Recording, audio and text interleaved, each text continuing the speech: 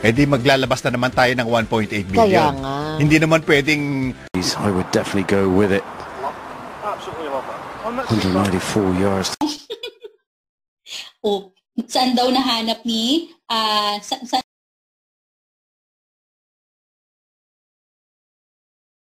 nung time niya, kaya wala tuloy na bigay na serbisyo.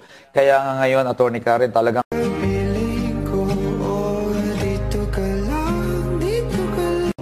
para hindi na magtagal yung pasyente sa ospital, no?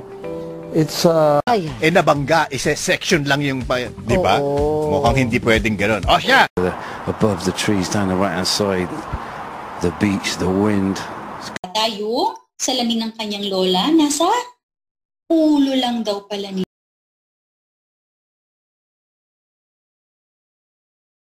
ako negosyante ang maging mayor ng Maynila, yung nakapagpaunlad ng sarili niya.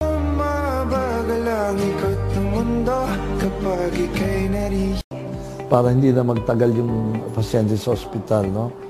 It's